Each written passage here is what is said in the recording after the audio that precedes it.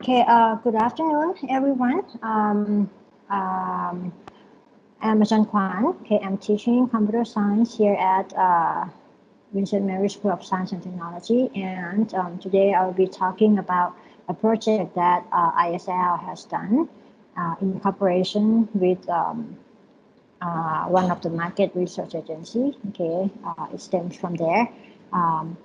It's called ISL Brand Intelligence. Okay, which is the text analysis and classification for brand management. Okay.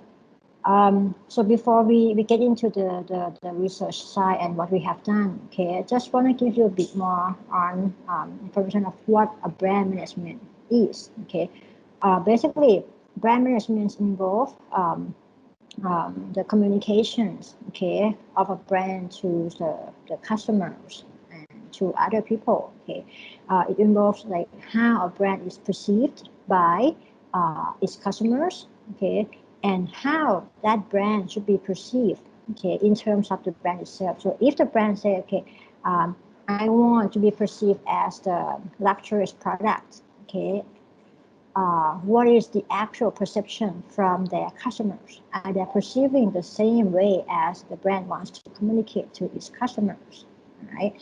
And basically, once we know that, we just want to say, okay, if there is a gap, or if there is a gap between the brand image and the actual perception, what can they do to make it more aligned with each other? Okay, that's basically brand management. And what about brand intelligence? What are we trying to do here? Okay, basically we want to utilize textual data. Okay, textual data, unstructured data, which is external. What I mean by external is the data that is outside the organization. It's not the data that is from inside, because we want to grab user perception. We want to grab what people are saying, right? So we want to get the data external, okay, from the external of outside of the organization, and we are focusing on getting the textual data in order to be able to infer information or get the insights about the brand, okay, and so that the brand can kind of use that insights to revise or develop the strategic plans, okay, on how they can communicate with the customers, okay. Now, so there are kind of four key features or capabilities that we are aiming for brand intelligence. Okay, the first one is we want the brand to be able to monitor, okay, the presence, okay, its presence on various channels, which could be on social media or on other forums and so on and so forth, right? So that's the number one goal. The second one is basically we want the brand to be able to keep tabs or monitor user perceptions, okay, how the customer is perceiving the brand, and evaluate the strength of the brand's identity, okay, to in comparison with the competitors, right? The third one is we want to somehow grab or capture the trends, okay, the trends in the market, and kind of help the brand utilize these trends to capitalize or go with the trend, make it more efficient communication, or somehow make the brand trending, okay, or not go out with the trend. And last will be we want to help the brand adapt to the changes in the brand perception. So let's say if I want the brand to be perceived as the brand of good quality, right, and the people are saying that it's not that good quality, or how can they make changes or deliver a message that somehow could change the perception in the social media world or in the customer's point of view, right? And so these, as I said, that we are focusing on text, right, unstructured text. So let me first give you a background on text analysis, what it means. Okay, text analysis is basically concerning how we handle unstructured textual data, right?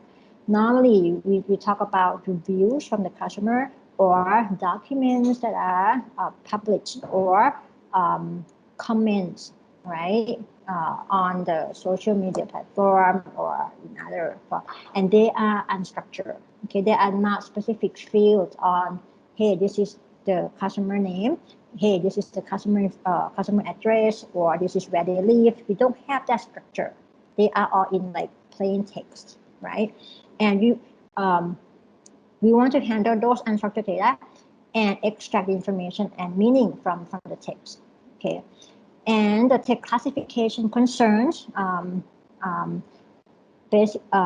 classifying the text based on the content, right, and classifying based on the predefined categories. And some of the application of text classification includes like sentiment classification, evaluating whether the review of the text is positive, negative, or neutral, emotion, whether they are sad, happy, surprised, angry, or even topic classification. Okay, what are they talking about?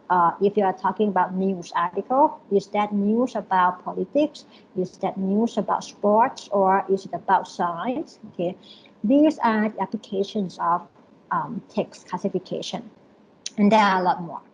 Okay, now for our brand intelligence, okay, we make it happen by using or utilizing our platform, okay, which is called Smart Digest.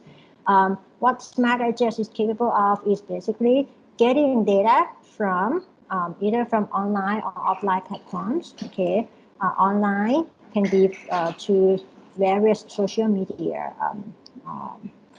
platforms, and we get the documents, which could be PDF, CSV, Excel, it doesn't matter. Okay, and we feed that into our Smart Digest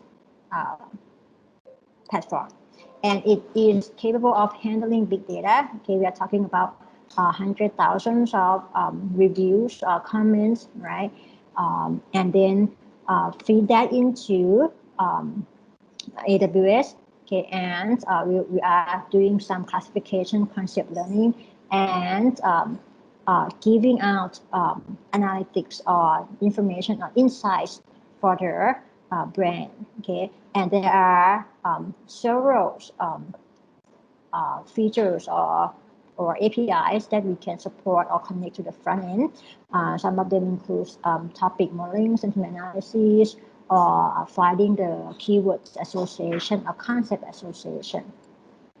Now, so the key areas of this research, okay, is concerning text processing. Since the data that we are getting is unstructured, right? Unstructured, and it can come from social media. And you know that the data or text that typing in the social media can contain a lot of noises or typos, okay, or spelling mistakes, basically, and emoticons. So these are the noises that we want to remove before getting to the next phase, right? So that involves some techniques in text processing and also natural language processing. Okay, we might want to focus on the nouns or the verbs or a specific adjective, right? So the first two areas, text processing and natural language processing, is the part where we kind of prep the data, right, and feed it to the next phase, which would be classification and topic modeling. All right. Now for the classification that we are doing or we are aiming on doing is the aspect-based sentiment analysis. Right. You guys might have heard a bit about sentiment analysis, right? But the aspect-based sentiment analysis is the part where we want to kind of pinpoint or obtain the fine-grained details, right, on what that sentiment is given to. For instance, The first one, okay, is from the hotel review. Very friendly and helpful staff, amazing and very quiet location, directly at the beach. So if you just feed this into a typical sentiment classification model, you say that, oh, this is positive. But we, or the brand, or even the product, okay, they want to know, okay, if it is positive, what are they complimenting on? Okay, in this case, you see that they are praising or complimenting on the staff and the location, right? On the other hand, the second one, okay, you can see that it's a mixed sentiment where they are complimenting on the grounds or the location, right, or the environment, but they are kind of criticizing on the price. Okay, so aspect-based analysis allows you to get the fine-grained details of polarity towards attributes of the products or the aspect, right? And I also mentioned about topic modeling. Okay, many of you may be kind of new to this term. Okay, what it is, basically is allows us to discover hidden themes or hidden topics inside the collection of documents or the collections of reviews or texts that we have, right? In this picture, it's basically the attempt to find a group of words, okay, or dominant words from Sherlock Holmes. Okay, you know that we have a lot of books that about Sherlock Holmes, right? And here we are running topic modeling and see what are the words that are associated with the top 6 topics, right? Now, know that topic modeling is different from classification in the sense that topic modeling does not have predefined categories. Okay, unlike classification. Classification, we have predefined categories on, hey, we have 3 classes, we have 3 categories that we want to map the text into. But for topic modeling, we don't. Okay, we don't know how many categories we have. We just want to discover the clusters of words that are appearing together so that we can form the topics and make the sense out of the collections of the document, right? Now, based on this research, right, we have kind of implement two, some of them are POC, some of them are basically the actual product that we are going to be using with for other market research agency as well. Okay. The first one is concerning voice of customer, where we want to keep tab of what the customers are saying, right? And the second one is for a design for market research agency, right? So let me just share you what we have here.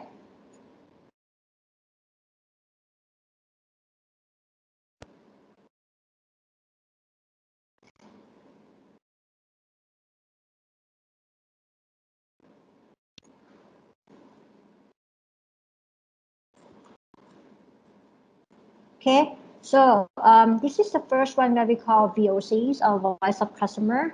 Okay, and as you can see here, we have the quadrant for the sentiment, which means that in the back end we are visualizing sentiment classification. Okay, and these are the sentiments that we are grabbing from the websites. And the source of the data here is from Pantip. Okay, so we kind of get the data from Pantip and try to see the sentiment of that particular text or comment, right? Now, the top here is basically the comparison between different brands of, okay, and see how they are standing, what is their positioning when comparing with the competitors.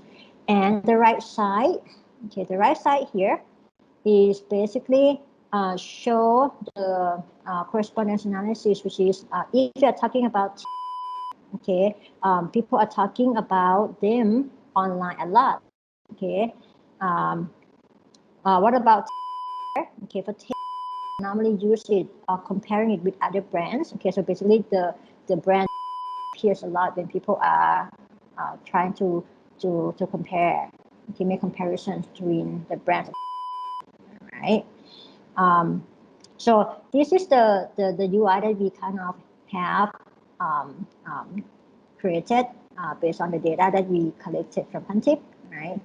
And here is basically a finer information of where from, like for instance, the first one, say, is so comfortable. Okay, so it's somewhat positive here, and you can just click on that, and it's going to be bringing you right to where the comment is, right? So this is the first one where we call it VOC, or voice of customers. So we want to know what the customers are saying about our brand, right? And in comparison with other competitors. Now, the second one is digest, right? Digest, also based on digest platform. Okay, we call it MR tools, all right? Basically, this is the tool that we're creating for a market research agency, and it comes from the project that we work with a company called InfoSearch, right? And we used to do this one manually, where we, not manually here, it's just like we have to have a developer to run the pipeline to process the data. And then you say, okay, it's going to be in this pipeline. We have the pattern of the same pipeline over and over. So we just say, okay, let's just create a platform that support these kind of tasks or work, right? So basically, we have the concept of corporates, which is a company, right? And then after we have the corporate created, okay, we can define the brands that corporates owns, all right, and set it up there. And normally, what market research company is doing is they'll be running surveys or campaigns here that they want to get the viewpoint from the customers, all right? And, oops, sorry, just jump here, all right? So, so we get the surveys, okay, that they are collecting from some of the sources, all right? And what we have is we will allow them to create an activities, right? Activities. So let's say we talk about, right? And there are 3 bands under corporate. We create an activity. So this activity is basically when we run one survey, okay, or the campaign. And we say that this activity is for the brand. Okay, you guys know. Okay. And after we create the activity, what happens is that the user or the market research agency can upload the file, right, which is the data from the response. Okay, and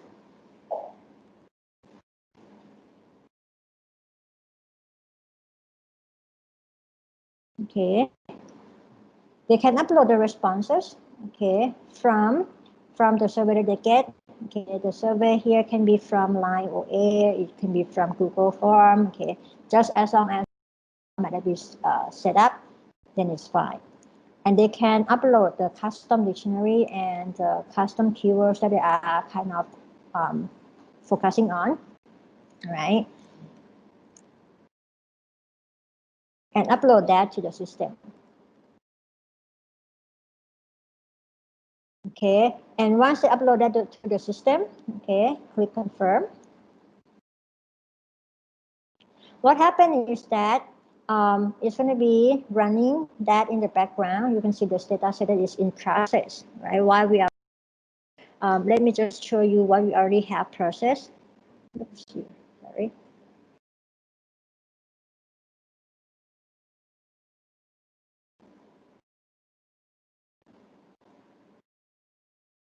Okay, so this is what we have already processed before. Okay, and here we get the topic modeling. Okay, and basically it shows the words that are appearing in the first topic, in the second topic, and the third topic with the scores here. okay, how significant these words are appearing in the topic. What you see on the left here is the term plot. Okay, it kind of gives you a better visualization of where the words appearing the most, okay, across the topic, right? And it's also allow the user to download the file, okay, if they are, if they are okay with what they see, all right, they can download the data so that they can process it further, okay, on their BI tools later on. So this is pretty much what we have done, right, for the tools to support market research agency, right, to analyze the data from the survey. Now, one thing is that the survey is not like the multiple choices. It's open-ended question, which means that it requires a lot of text analysis to be done as well. It's unlike the typical traditional survey that we have seen, that we normally see in the past. Okay, and that's pretty much the work that we do here for brand intelligence. Okay,